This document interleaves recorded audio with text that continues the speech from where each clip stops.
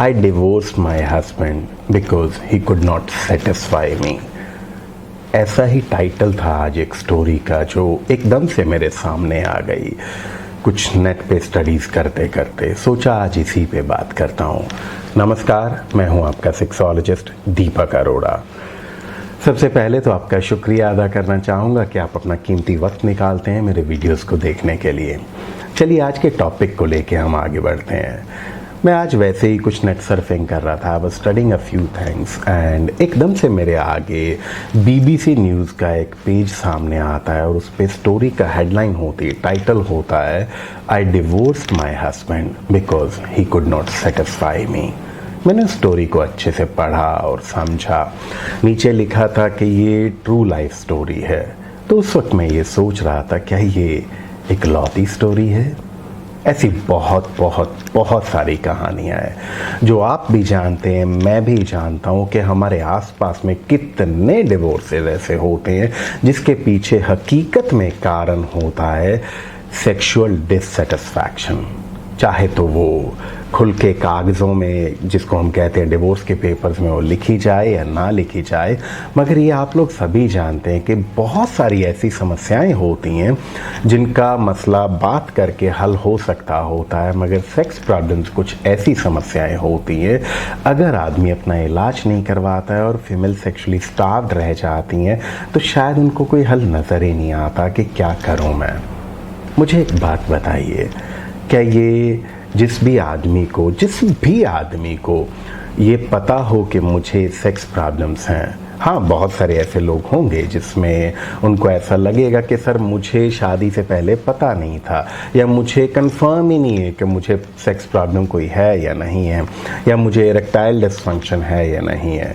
मैं हमेशा एक बात सिंपल सी कहता होता हूँ, आपको यदि इरेक्टाइल डिसफंक्शन है या प्रीमैच्योर एजैकुलेशन है या नहीं है, इसका शायद आपसे पहले आपके साथी को पता लग जाता है।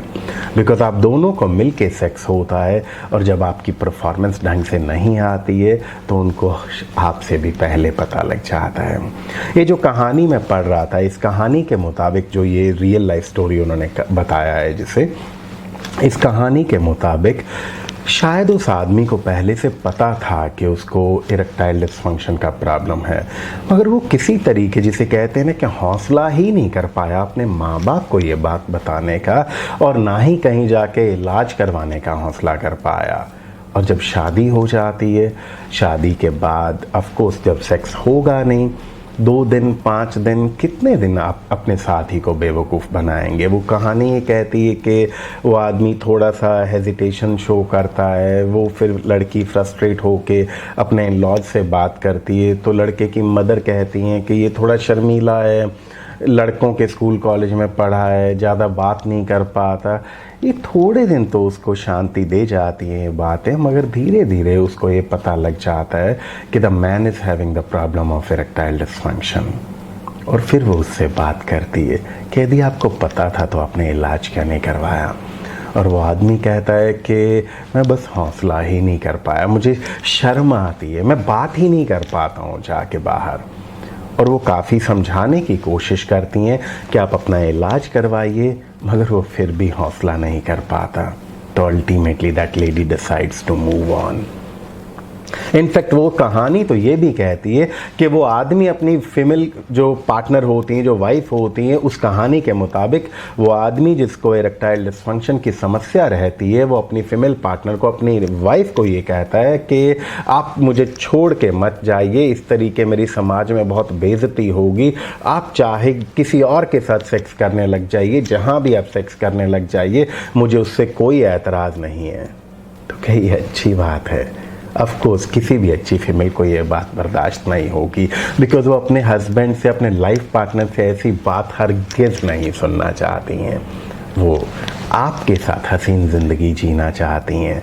आप अपने छोटे छोटे डरों से बाहर आइए, शर्मिंदगियों से बाहर आइए, और यदि आपको लगता है कि आपको किसी भी तरीके की कोई सेक्स समस्या है, इरेक्टाइल डिसफंक्शन है या प्रीमेच्योर एजैकुलेशन जिसको शीघ्र पतन कहते हैं, देखिए चाहे तो इरेक्टाइल डिसफंक्शन हो चाहे शीघ्र पतन हो, इन दोनों की वजह से ही आप दोनों की सेक्स लाइफ अधूरी रह सकती है ना।